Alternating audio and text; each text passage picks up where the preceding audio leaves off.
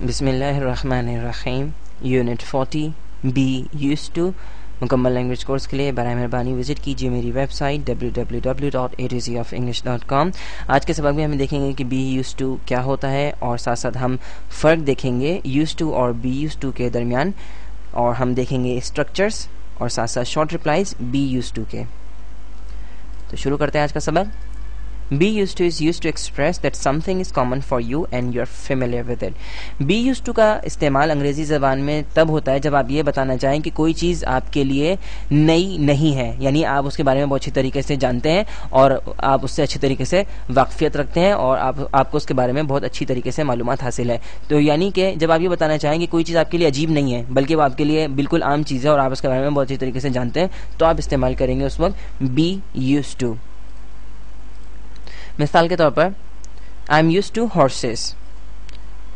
यहाँ पर इसका मतलब ये है कि मुझे घोड़ों के बारे में बहुत मालूमात है और घोड़ों के साथ रहना मेरे लिए कोई मसला नहीं है। सो इसका मतलब ये है I am used to horses कि मैं घोड़ों के बारे में बहुत वाकफियत रखता हूँ, उनके बारे में बहुत अच्छी तरीके से जानता हूँ और उनके बारे में मुझे अच्छी खासी मालूमात हासिल है। तो आप ये कह सकते हैं I am used to horses या तो इसका मतलब ये है कि घोड़ों के साथ रहना मेरे लिए कोई मसला नहीं है, या ये कि मैं उनके बारे में बहुत अच्छी तरीके से जानता हूँ।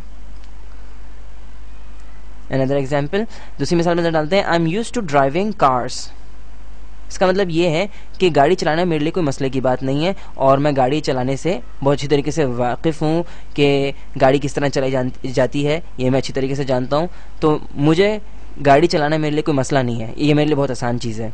तो जब आप ये चीज़ बताना चाहते हैं कि मेरे लिए कोई चीज़ बहुत आसान है और मेरे लिए वो नई नहीं है बल्कि वो मेरे लिए बहुत सिंपल चीज़ है, बहुत ही कॉमन चीज़ है, तो ऐसी चीज़ों के लिए हम इस्तेमाल करते हैं बी यूज्ड टू। तो यहाँ पर I am used to driving cars का मतलब ये है कि गाड़ी चलाने के बारे में मैं वो अच्छी तरीके से जानता हूँ और मुझे गाड़ी चलाना मेरे लिए कोई मसला नहीं है और ये मेरे लिए बहुत सिंपल सी और बहुत कॉमन चीज़ है।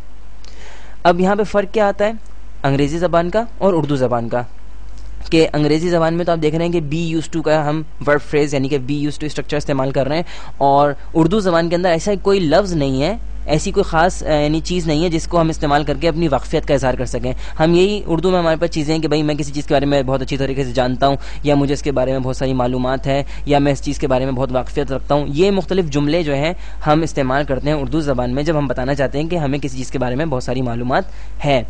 लेकिन अंग्रेज़ी के अंदर ऐसा नहीं है। अंग्रेज़ी के अंदर यानी कि अगर आप ये कहें कि भाई आई नो अबाउट कार्स, ये भी जुमला सही होगा, या ये कि I have sufficient knowledge about cars यानी कि मुझे गाड़ियों के बारे में बहुत अच्छी खासी मालूमात है, तो ये भी जुमला सही है। लेकिन एक यूज्ड टू एक ऐसी ख़ास चीज़ है जिसको इस्तेमाल करके आप अपनी किसी भी चीज़ के बारे में वाकफियत का इजहार कर सकते हैं। यानी अगर आप सिर्फ ये कह दें कि I am used to horses तो ये चीज़ काफ़ी है वाकफियत के इजहार के लिए, और इसी तरीके से I am used to driving cars तो ये चीज़ भी काफ़ी है। इसका मतलब ये है कि I know about cars very well, यानी मुझे गाड़ियों के बारे में बहुत अच्छी तरीके से मालूम है, और driving cars it's not strange for me, यानी कि गाड़ी चलाना मेरे लिए कोई अजीब बात नहीं है, बहुत मेरे लिए बहुत कॉमन सी बात है।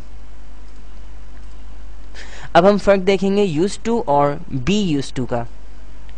Used to shows past time. Used to का जो ताल्लुक है वो माजी से है।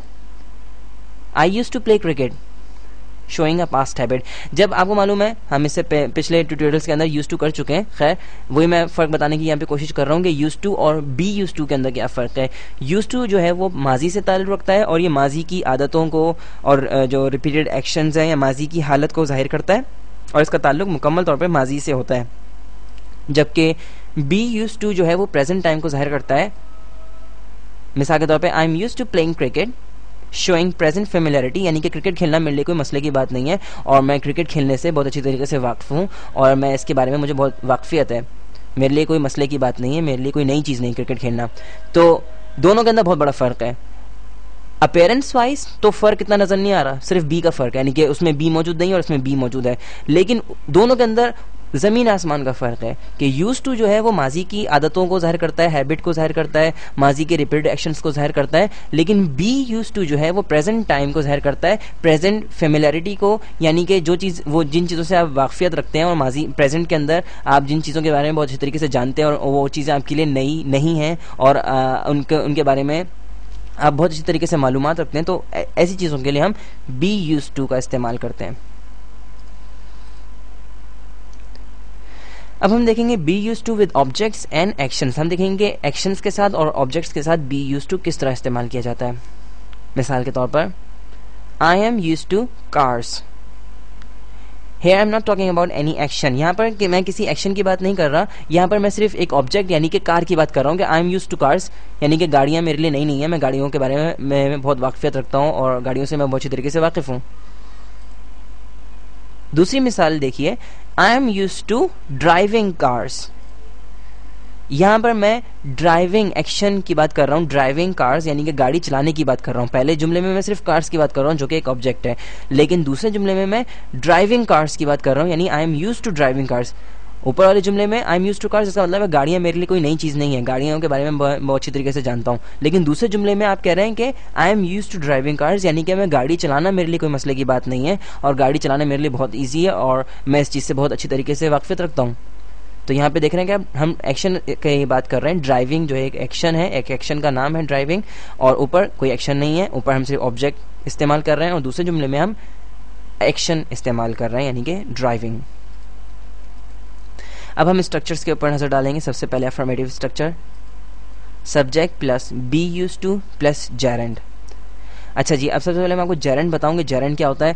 यहाँ पर इस लेसन में मैं जेरेंड की वजाहत नहीं करूंगा, मैं आपको सिर्फ थोड़ी सी हिंट दे दूंगा कि जेरेंड होता क्या है। बेसिकली जेरेंड जो है वो आईएनजी फॉर्म कहलाती है वर्ब की, और ये जो जेरेंड होता है इसके अंदर दोनों ताकतें पाई जाती हैं, यानी कि ये नाउन भी है और ये वर्ब भी है, यानी इसको आप वर्बल नाउन कह सकते हैं। ये सिर्फ क्या करता है कि एक्शन का नाम जाहिर करता है, ये एक्शन को जाहिर नहीं करता, ये एक्शन का नाम है। मिसाल के तौर पे खाना पीना, ईट या स्लीप, तो ये सारे एक्शन के नाम हैं। इसी तरीके से प्लेइंग यहाँ पर जो है एक्शन का नाम जाहिर कर रहा है, यानी कि सिर्फ नाम के तौर पर इस्तेमाल हो रहा है, एक्शन के इटसेल्फ ये एक्शन के तौर पर इस्तेमाल नहीं हो रहा। तो खैर जब हम इंशाल्लाह अगले ट्यूटोरियल्स में मैं कोशिश करूंगा कि जेरेंड का लेसन बना के अपलोड कर दूं ताकि आप लोगों को प्रॉब्लम ना हो जेरेंड के हवाले से।